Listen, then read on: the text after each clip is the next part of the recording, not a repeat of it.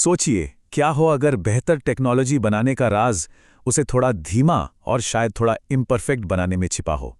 आज हम एक स्टूडेंट के बड़े ही दिलचस्प इंजीनियरिंग प्रोजेक्ट की कहानी समझेंगे, जिसने एक चौंकाने वाली बात साबित की कि कैसे मशीनों को हमारे हिसाब से ढलना चाहिए, ना कि हमें मशीनों के हिसाब से। और ये जो ख्याल है ना, एक स्टूडेंट के तजुर्बे से निकला। यही हमारी आज की कहानी का असली केंद्र है। यह हमें एक बहुत ज़रूरी सच्चाई की याद दिलाता है कि सबसे एडवांस टेक्नोलॉजी वो नहीं होती जो सबसे तेज़ हो या सबसे एफिशिएंट, बल्कि वो होती है जो हमारे इंसानी स्वभाव को समझती है, उसकी इज्जत करती है। तो कहानी शुरू होती है एक ऐसे मिशन से जो बिल्कुल सीधा साधा लगता है, जैसे किसी इंजीनियरिंग की किताब से निकला हो। मिशन क्या था? एक क्लासरूम के लिए एकदम परफेक्ट, ऑटोमेटिक सफाई करने वाला रोबोट बनाना। मकसद आप कह सकते हैं पूरी तरह से टेक्निकल था, बस बेहतरीन परफॉर्मेंस और जीरो गलती। अच्छा, तो शुरुआती प्लान भी एकदम सीधा था। पहले डिज़ाइन करो, फिर बनाओ, प्रोग्राम करो और टेस्ट कर लो। हर कदम, मतलब हर एक कदम, सिर्फ और सिर्फ मशीन पर फोकस था। सबसे तेज रास्ता कौन सा है, सबसे कम एनर्जी कैसे इस्तेमाल होगी, इस पूरी इक्वेशन में इंसान का तो कोई जिक्र ही नहीं था। और जानते हैं क्या, ये काम कर गया। मतलब कागज पर तो रोबोट एक बहुत बड़ी कामयाबी था, अपना काम एकदम बिना किसी गलती के पूरा कर रहा था। लेकिन जैसा कि बहुत जल्द पता चलने वाला था, किसी मशीन का बिल्कुल परफेक्ट तरीके से काम करना इस बात की गारंटी नहीं है कि वो असल में कामयाब भी है। और यहीं पर कहानी में एक अप्रत्याशित मोड़ आता है। देखिए, गड़बड़ रोबोट के सर्किट या कोड में बिल्कुल नहीं थी। असली समस्या तो तब शुरू हुई जब इस परफेक्ट मशीन का सामना हुआ दुनिया के सबसे अनप्रिडिक्टेबल एलिमेंट से, यानी हम इंसानों से। तो जब इस सुपर एफिशिएंट रोबोट को स्टूडेंट से भरे एक असली क्लासरूम में छोड़ा गया, तो एक ऐसी प्रॉब्लम सामने आई जिसके बारे में किसी ने सोचा तक नहीं था। क्या अंदाजा लगाया जा सकता है कि जब मशीन के लॉजिक का सामना इंसानी मनोविज्ञान से हुआ तो क्या गड़बड़ हुई होगी?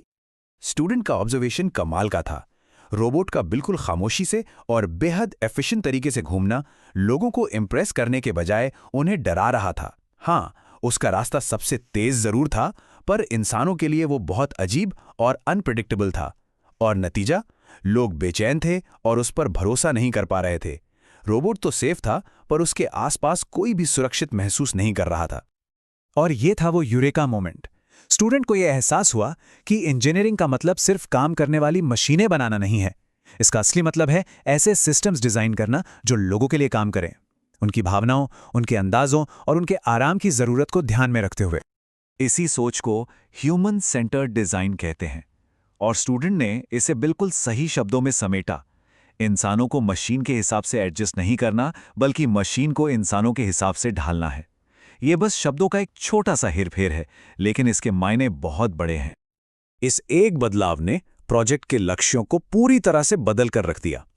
अब मैक्सिमम एफिशिएंसी की जगह ले ली प्रेडिक्टेबिलिटी ने, साइलेंट ऑपरेशन की जगह ले ली कम्युनिकेशन ने, और सबसे तेज रास्ते की जगह उस रास्ते ने ले ली जो सुरक्षा का एहसास दिलाता हो।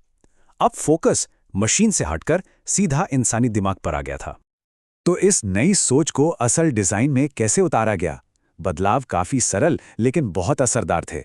जैसे रोबोट के आने की सूचना देने के लिए हल्के साउंड सिग्नल्स जोड़े गए, मुड़ने का इशारा देने के लिए एलईडी लाइट्स लगाई गईं।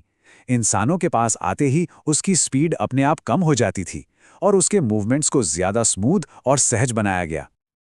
और इन बदलावों का नतीजा हैरान करने वाला और शानदार था। ये बात पता चली कि कभी-कभी बेहतर होने के लिए धीमा होना जरूरी है। अब सफलता को बचाए गए सेकंड्स में नहीं, बल्कि जीते गए भरोसे में मापा जा रहा था।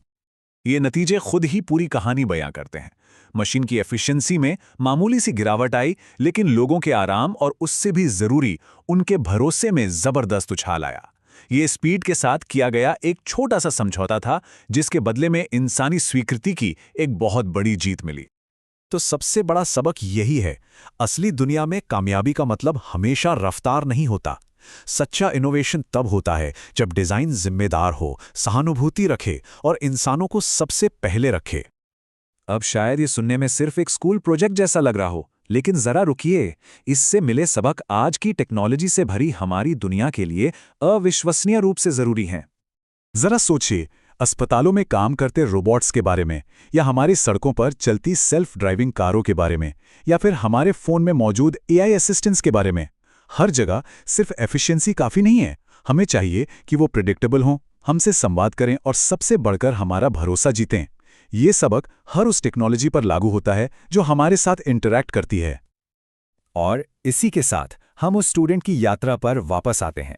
आखिर में इस प्रोजेक्ट ने उन्हें सिर्फ कोडिंग या इलेक्ट्रॉनिक्स से कहीं ज़्यादा सिखाया। सबसे कीमती सबक इंसानियत से जुड़ा था। इस प्रोजेक्ट में जो स्किल्स विकसित हुईं वो पूरी कहानी कह देती हैं। रोबोटिक्स और प्रोग्रामिंग के साथ साथ ऑब्जर्वेशन, सहानुभूति और नैतिक सोच जैसी क्षमताएं भी सामने आईं। क्योंकि असली महारत सिर्फ टेक्नोलॉजी को कंट्रोल करने में नहीं, बल्कि उसे हमारी इंसानियत के साथ जोड़ने में है। और यही इस पूरे विश्लेषण का सार है। बेहतरीन इंजीनियरिंग वो नहीं जो सिर्फ काम करती है, बल्कि वो है जो हमारे लिए काम करती है, हमारी ज़रूरतों को, हमारे डर को और हमारी भावनाओं को समझते हुए। हम इसी सोच के साथ इस चर्चा को समाप्त करते हैं।